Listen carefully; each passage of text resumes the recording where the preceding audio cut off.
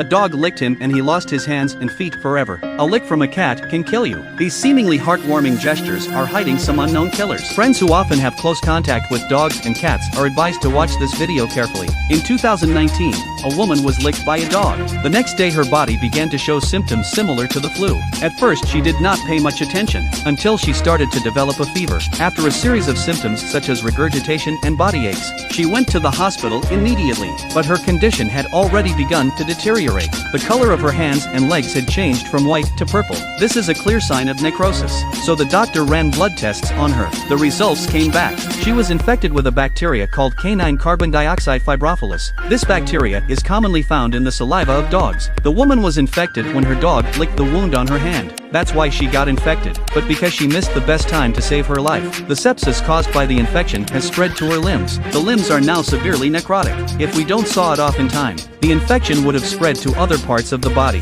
In the end, she had no choice. The woman had no choice but to saw off her limbs to save her life. The same case happened in 2018. A man in the United States was licked by a dog. He was licked by a dog and his limbs were sawed off. Even his nose couldn't escape the sawing. Those who have close contact with cats should be even more careful. According to incomplete statistics, 90% of cat saliva contains a deadly strain of Pastorella multicida. In Australia, in 2021, an old man was licked by his cat, and the next day, he fell into a coma, and developed sepsis, organ failure, and a host of other problems. Unfortunately, the old man died 2 weeks later. He died 2 weeks later after contracting a deadly bacteria from his cat's saliva. These gory cases in reality are always reminding us that there